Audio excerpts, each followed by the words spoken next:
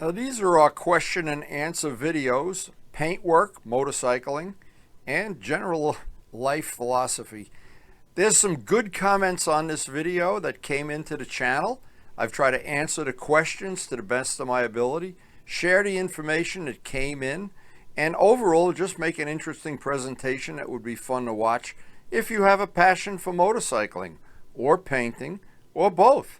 And we try to cover it through the world of motorcycling. I have friends pretty much all over the world, and they all seem to contribute to the channel from time to time. This is a very interesting one of these that we have questions from a lot of people that I've never heard from before, and a lot of comments that may have interesting information if you're looking to increase your knowledge of painting or motorcycle riding. And you could watch the whole thing in 4K. Just adjust your device accordingly. Now, to be honest, in the beginning, when I started the question and answer videos, a lot of people responded that they liked them. It's grown, and it seems like it's getting more and more popular. And I get such nice comments on it, but it is freezing cold in this garage. Way too cold to go for a ride today. There'll be ice everywhere. And it's going to be nice and warm, and we'll have hot coffee in the shop to answer your questions. Oh yeah, it's a lot warmer in here. A lot warmer. So, anyway, we have some interesting comments. Some good, some bad. Of course, we share them all. And I wanted to start with something that I've heard many other comments about. This kind of sums up 4 or 5 other people that asked the same question. This is from Steve. And he said that he had read that you should replace the sprockets and the chain together.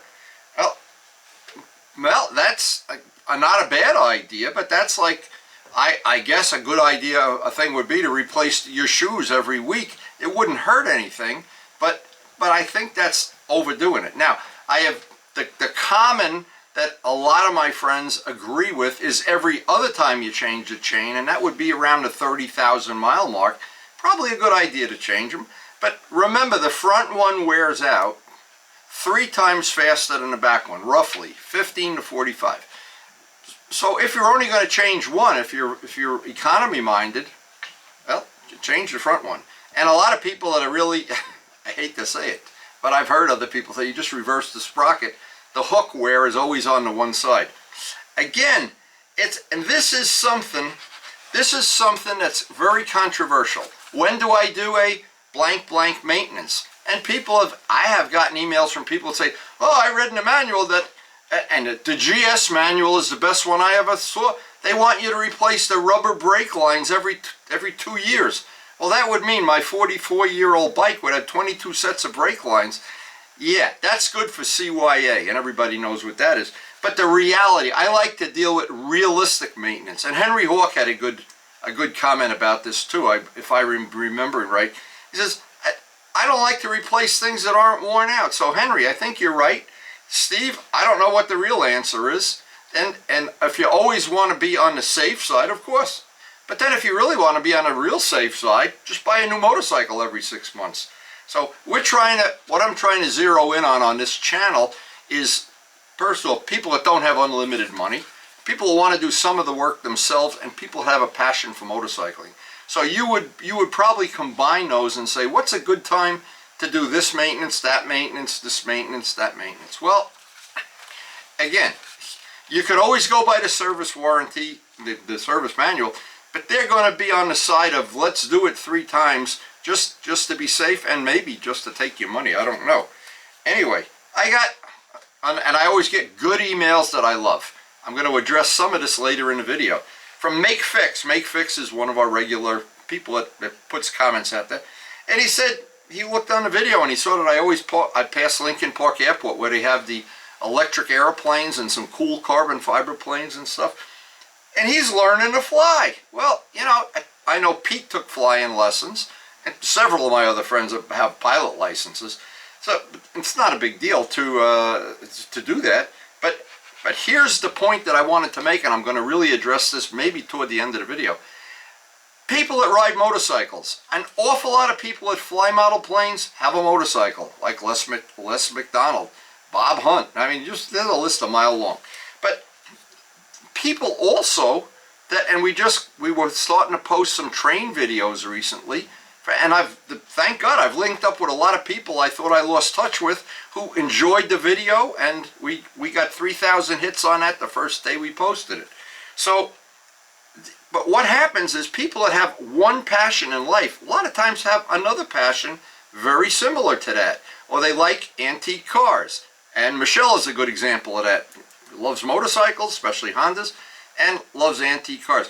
And when you combine it, what you find out is people that have a passion usually have a passion for more than one thing, and we're going to address that later. Dallas in California, who is also a pilot, by the way, sharing our passions, got this as a parts bike, and I don't know if this is the one he got, because they both look pretty clean to me. And he's done a lot of work to clean it up, so now he's got not only a GS and a Goldwing, but he's got a really nice and clean parts bike. Remember, the whole purpose of this channel is to share information. A lot of times there's no one answer, there's several answers. Or a lot of times the answer isn't obvious, you've got to think about it. Now, a fella named Brody, and Brody, I tried to answer this as best I can.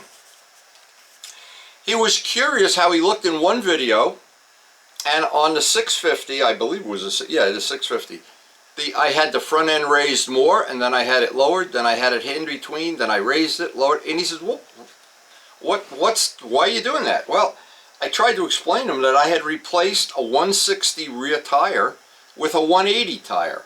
And when I did that, of course, the back of the bike went up slightly, so I raised the front end. But now, keep in mind, no matter what whether you do it for that reason or some other reason, you put a stiffer spring in the back, anything that alters the leveling of the bike. So if you get this picture in your mind, then the rest of it all makes sense. You think of a chopper. If you've never ridden a chopper, and I haven't, but you look at people riding them and they get to go around a corner, and it takes about 10 minutes to get around a corner. Slow steering. As you rake the front end out, the steering gets slower and slower and slower. As you bring the steering head in, it gets quicker. Think of a bicycle. You just, and think of, now my R1, if I want to turn around on a one-lane street, I've got to do my RD, I just go and turn around. Well, it's all to do with the geometry. Now, if you keep in mind, almost every MotoGP bike, professional race bikes, they're always altering the swing arm, the steering, to suit the individual track and maybe even the individual tire or rider or the heat of the day. But anytime you change the tire size, it's a good idea to think about that. Now, just to make this real easy, and this is a subject can get controversial with it, people that ride dirt bikes know the answer already. You don't have to even tell them. But a lot of people that have never ridden a lot of dirt bikes don't realize how sensitive that steering, that's very, very, very sensitive. Newer riders may not be able to tell the difference. People that have years and years and years of riding on the old condition, all different kind of bikes, they'll know right away. Well, so what my answer was is, and this is really the answer to a lot of questions. If you think it would benefit you, if you're riding in an area where there's a lot of twists and turns and you're not going much over 100 miles an hour for most of the day, that probably covers most people I know, and you enjoy the twisties, lower in the front end 6 millimeters, 10 millimeters, a small amount, you should notice it right away. If you don't, nothing bad happened. Put it back where it was. It's a free thing. It's not like when you cut the back off the frame to make a cool looking seat or something. If you can undo what you've done, and I always encourage people, experiment. Maybe you won't know the difference, but I guarantee if you take somebody with 40, 50 years of riding experience, they're going to know right away. And the tip off is always, if you're going into a turn and it's kind of hard to get into the turn, the forks might be a little longer than what optimum is. If you go into a turn and it goes whoop, well, you might want to raise them a little bit. But it's always up to experimenting and fine-tuning, just like jetting a two-stroke, and you're always trading away something to get something. So Brody, I hope that answer is a little more detailed than what I put up when you sent the comment in, and thank you everybody for sending in the comments. That's how we get to exchange information. Now, over the years that Luciano and I did joint track days, and we always took three motorcycles, and in the course of any track day, he got to ride my bike, I got to ride his. We did some switching, and we'd always make some changes to the bike that he thought were appropriate, and a lot of times they took up a good part of the day. But being able to ride a lot of different bikes on the track, you get a lot of good experience you can use for your own street riding, and some information I hope I can share with you. And the, any one of these track days, we never came back from a track day without learning something. And speaking of multiple talents, Joe Adamusco had a dirt bike at the time, an on-off-road bike. Joe Adamusco, a great modeler, he came to the track with us on this day. Now, a person named Frederick. Frederick, I can relate to how you feel about this, but I want to just add into the conversation what I know to be true. And he bought a 650 just like mine, a 650 Ninja, according to his comment. And he said the bike had a terrible wobble, it was horrible, and he had to sell the bike. Okay, so what I would be, and he didn't say whether it was new, under warranty or what, but a bike that has a wobble, and if anybody has a bike with, it could be several things, and I'm going to describe what I think is the answer. He wanted to know why the bikes have a balancing weight. Actually, it's usually steel on the end of each handlebar, and on my R1, there's a heavy weight there. Even a GS 1100, it's built into the handlebar. If you take the hand grip off, you look in, the whole end of the bar is steel. A lot of people don't know that. Like you buy Renthal bars, there's nothing in the end. They're just hollow. So, and I know that that's not there. When Suzuki put that there, it was there for a reason. So they wouldn't spend that money and time and effort to put that in on thousands of bikes if it didn't do anything. But keep in mind, a bike that has a wobble, the most obvious thing is the front tire. You go down and take the tire off, even if it's got 5,000 miles on it. It might be way out of balance. And Luciano and I have both had experiences with tires that balance up perfectly but still have a wobble because they have a loose belt or they have something defective in the tire. The sure test is replace the tire, of course, and rebalance it. But not everybody wants to do that. So, well, I can explain something that I think a lot of people know now, and my modeling friends already notice. And it has to do with model airplane propellers and resonance.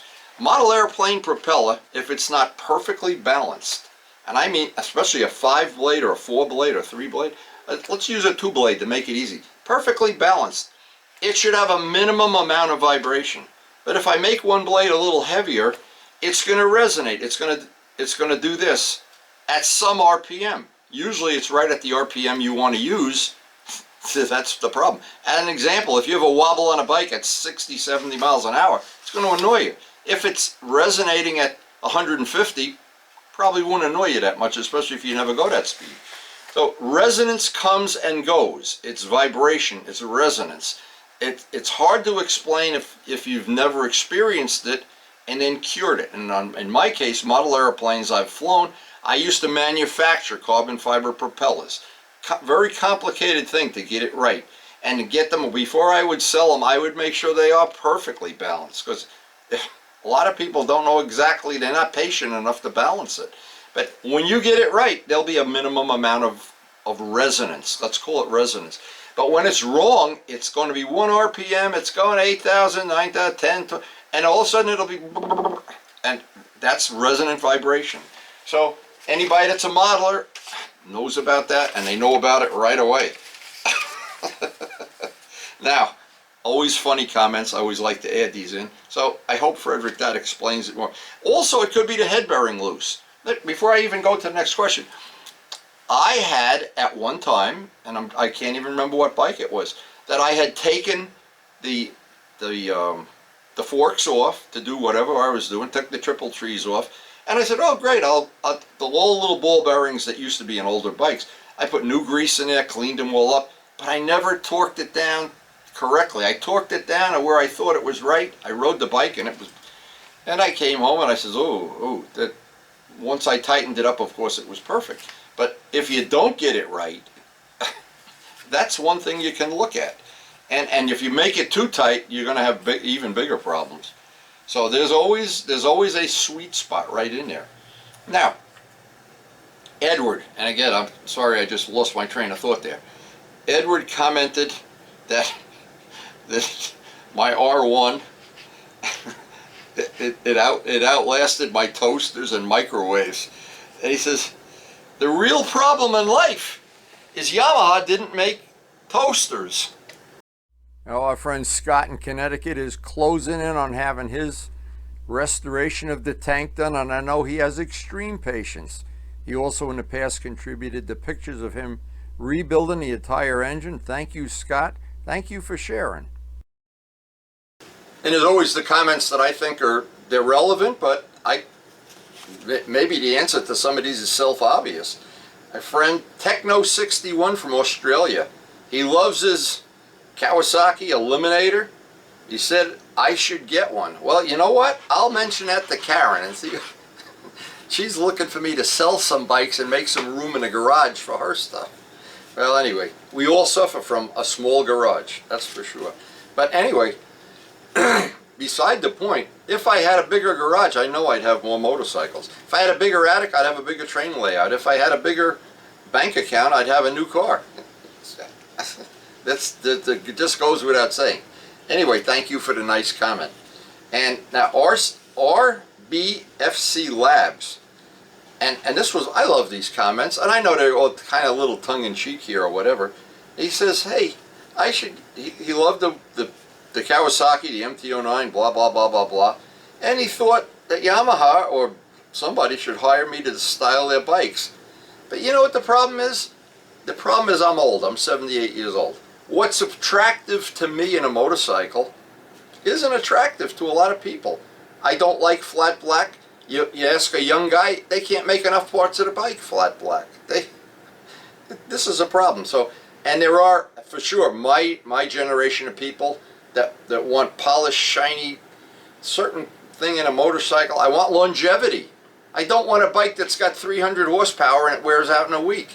I want things that go 80,000 miles and then very low maintenance. So, but again, if you're a young guy and you're out hopping up engines and wearing out those soft tires every week, God bless you. Anyway, this is, and remember, all of the beauty of everything in life, not only motorcycles, it's always in the eye of the beholder. And always remember, what's beautiful to somebody, to another person, whether it's a model plane, it really doesn't matter. That's an important lesson to learn in life. So anyway, that's my answer. And Yamaha has not made me an offer yet on restyling their bikes. I just tell them to get some shiny paint. Anyway, a fella named J-O-R-N, I don't want to missay it. It's Jordan. He has a GS 1100E with 80,000 miles, and he's toured all over Europe. He never said if he was, I'm sure he's from Europe. But anyway, 80,000 miles, I'm coming up on that probably in the next year. And I've been riding a GS a lot lately. I like to ride it in the fall when the leaves are changing, and I've posted all the videos already. But the thing is, there's a message here. When you buy a motorcycle, longevity is one of the considerations, especially if you're looking for a high-performance bike. A lot of times, a high-performance bike has so much maintenance and wears out the tires and chains so quick, and it needs these expensive things, maintenance. And sometimes you don't really consider that the day you're at the dealer buying this bike. But it's always a good thing to think about. What's it going to be doing when it's got 80,000 miles on it? And I look at some people, friends I know, spent a lot of money for a motorcycle, and I want to know if they get 80,000 miles out of the bike too. And here's some pictures from our friend in Romania, Stefan. His track day season has ended. It's already snowed out there. Now, well, we know all about that. And he said it was a wonderful season. This is his KTM. He loves it. He's bought and sold some of his other motorcycles. In his collection seems to grow every time we correspond. But thank you for sharing the pictures. Now, I had a couple of people comment about, I had posted one of the videos, I don't remember which one. I think it was one on the MT-09 where we had a few step outs and it left scars in the tire. and I wanted to show what that looked like so people could recognize that that's your traction control kicking in. Anyway, I got some good comments on that. But one I get more comments than I ever expected to was on the bead breaker. And using the bead breaker, the Motion Pro bead breaker and the Windex, I got buried with good comments on that. And thank you everybody, one and all. I can't believe how many people jumped right on that. In fact, Ed in Nutley, Ed went out and bought the thing and came over here with it. So, and I think he's in the middle of changing his own tires as we speak, but I'm not sure. But anyway, Eddie has an 83 GS, a starter rebuild, and he wanted to know about replacing the bearings. If he should replace them with sealed bearings or non-sealed bearings. Well, to be honest, I left the bearings on there. They weren't worn out. And again, it's the same. I had bearings that came in that rebuild kit. If the original ones aren't worn out, I'm using Henry Hawk technology. I don't like to replace things. I think of tires. I don't want to replace a tire till it's worn out. Yeah, I just don't do it for fun. Anyway, but sealed bearings are good. There may be an advantage that I don't know about if you use sealed to unsealed. But if the bearings came from Suzuki that way, that would be the way I would be inclined to leave them. And I would not want to invent something.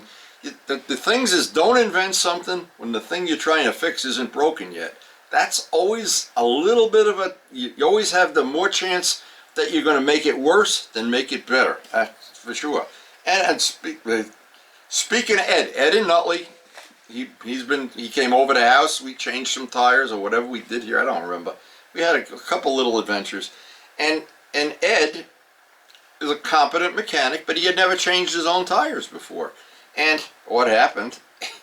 He eventually, for whatever reason, went to a dealer and had them change the tire. And you know how much that cost. I don't even go there. And when he got home, he looked and they had the tire mounted backwards. Maybe that's one reason to mount your own tires. I don't know. But you always want to check that even if you go to a dealer. Now, we always have fun, and there's always some fun comments. Fred bought a 73 RD and said he became an instant hooligan. And I said, yeah, you've joined the big club. I guess the two-strokes make us all hooligans. Just look around at people riding two-strokes. It's self-explanatory. Several people. This is one I try to answer every time I get a comment, but I figured this is a better way to do it. That's the whole reason for making these videos. He wanted to know what is the tank, the box on the tank? Well, it's a radar detector. It's a little, I started out having originally a tank bag with the radar detector on top. That would move around and shake around, and then I had the Jivvy bag, which was smaller, a little bit, but it still was, it was rubbery. And the one that I made, I got a little box, and there's a video out on the channel, you can look it up, and it's so funny. I was in Lowe's and I saw this little box and I said, wow, it's the perfect size. It was $12. And I made a little carbon fiber plate, mounted the Valentine, put all the wiring inside the box, and I still had some room left over, a couple of camera batteries and whatever, things you want to take. But again, I travel light. When I ride a motorcycle, I don't have saddlebags on any of the bikes. I don't look to carry a lot of stuff with me. I like to take my, in a cold weather like we're riding right now, cold weather, if it's below, say, even 50, my jumper battery and my little kit to repair tires if I get a puncture. So, but I don't like, if I had bikes with saddlebags and big things on the back, I'd be taking extra jackets and salami sandwiches and everything. Anyway, that is and if you ride very conservatively, no reason to have a radar detector. If you go in our area of the country, they love to pull over motorcycles, and that ticket can be a lot of money, more than a salami sandwich. Anyway, I thought this was funny. A fella, Jules Verne, and I thought, what kind of name is that? It's like a windy name. Jules Verne, 20,000 Leagues Under the Sea, is going to send me a submarine or something.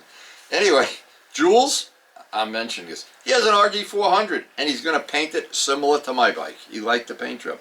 I like to hear that. That's a nice compliment. Thank you very much. And I don't know if this is a handle, a name, or what, but if I'm wrong, please forgive me. Eric Estrada. Wasn't he one of the guys on that thing with Pam Anderson, the beach show or something, or the cops? I don't know. I'm too old to remember.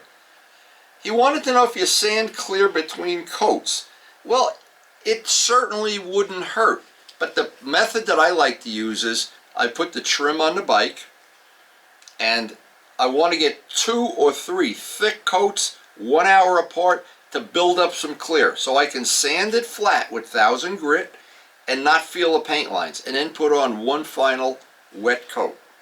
That's my technique. Now, other people, if you have no trim on a bike, if you're just painting a red gas tank, maybe you don't need to do that. Maybe you can just put 3 coats on and buff it out. I don't know. But the thing is, if you're going to buff it out, you always want to have extra clear on. Now, whatever, you can't use, I can't anyway, what they tell you in a body shop is put X amount of, 1 wet coat or something. Yeah, if you're painting a car. But usually you don't buff out a car but 1 time or twice a year or whatever. A motorcycle, man, I buff out a bike 3 times, 4 times a year sometimes. When it gets little bugs on it, I just polish them all out. But again, I like to put extra clear on. I've never had a problem. Sanding in between coats with 1000 grit is never going to hurt anything. And if you have little moon craters, little flaws, sand until you get them out. And we've just posted some videos similar to showing exactly how to do that. So, and if Eric Estrada, I hope I'm not trying to make fun of you, but because I had people make fun of my name my whole life. I'm like Windy, somebody from another planet. Anyway, USER, user. He has a 2006 Ninja. This is a really good question. With 16-inch wheels. He wants to swap the wheels to 17-inch. Well, that's going to be really expensive unless they fit, and I don't know if they fit. Luciano might know, but I don't. And I'll try to get that information, but when you do a major change like that, you're going to upset, just what we talked about in the beginning of the video, upset the geometry of the bike some. I don't know. That wouldn't be something I'd be interested in doing. If you wanted a bike with 17-inch wheels, probably it's better to sell that Ninja and just buy a more modern one. Now, there is a big advantage to having a 16-inch front wheel. Boy, that bike steers. And Luciano, he's got a 1000cc Ninja that has 16-inch wheels, and boy, does that nice and quick steering. Some people don't like it like that. It might not be to your advantage on a racetrack. It might be an advantage if you set the bike up correctly. But I don't know. I have bikes with 16-inch wheels, 17, 18, and 19. And what's important is setting up the geometry of the bike to match whatever your riding style is. That's always the critical thing. Now, my good friend Scott from out west, he is looking to make a kind of a replica paint job similar to my 650 Ninja. He's been doing concept sketches. The big thing, I thought this was pretty cool, the school where he works, he's a teacher, put in new carpeting. He took all the old carpeting, put it in his garage. He's taking and making some custom parts. These are custom side covers. He's supposed to use this for a mold and then make the part out of fiberglass. He's been restoring this old Ford, and it looks like he's got some real progress on this car. Multiple talented guy, multiple. Now this is a comment from, and I'm going to spell it because I don't really know the proper pronunciation, Zijin Zhou, Xinjiao. I assume that's an Asian name. And then he mentioned something that I've heard over and over and over and over. He watched the video, he has a CB400. He watched the video on recovering a seat and was able to do it himself, and he was so happy with it. And I thought, wow. Now, older bikes, you just can't go buy a seat. And if you buy it, it's going to be maybe worse than what you have. But Joe Padula found you could buy the GS 1100 and other bikes replacement seat covers. We did that on video. Just look recovering seat. Search my channel for any topic, recovering a seat. Over 3,000 videos out there. And for $10, $15 worth of material, you could change the whole look of the bike. And it's like the gas tank and the seat. If you got a beautiful gas tank and the seat has a rip in it or wear, or it's just ugly or faded or whatever, It's a no-brainer. It's unbelievable. But anyway, I wanted to end this video with a comment that now I have. This is really the essence of YouTube. I have been doing YouTube for a long time now. I was making videos many years and selling them many years before there ever was a YouTube. So I do go way back. I go back longer than YouTube itself. So, and what I learned is, it's the thing I talked about in the beginning of the video. My friends that had model planes, some of them had motorcycles. Some of the people had model planes and motorcycles collected trains. Some of the people that collected trains had a motorcycle. Some of the people like myself have many passions. I even enjoy gardening. But some people have very few passions, or they do one thing extremely well, and I know I won't mention any names. And Karen and I have an eclectic view of life. We enjoy a lot of things, and I like to share it on this channel. I've shared my trip to France. I've shared cruising the Danube. I've shared model railroading. There's a whole channel of model airplane stuff. And I think Paul has posted about 700 model airplane videos for people that have that interest. But the point is, we all share some passion. It's a passion. It's not something you can put in a bottle. You either have it or you don't have it. And I was just thrilled to death when I posted up the latest of the model railroad O-gauge videos. I got over 3,000 hits the first day. I said, whoa. And what was really special, I got to link up with several people.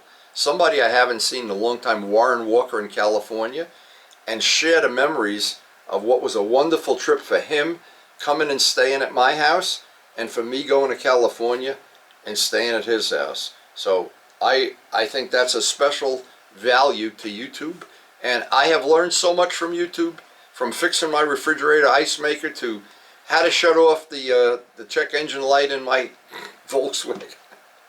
It's a wonderful thing. Some people poo-poo it, but to me it has a great value. And thanks to everyone that contributed something to this video, a comment or some information. Or we're just, to be honest, we're just sharing our multiple passions. I have multiple passions, and I'm so happy to see that so many people do like the model railroad videos that I've been posting. And I hope you do enjoy them, in fact. But we all share one thing for sure: the passion for motorcycling.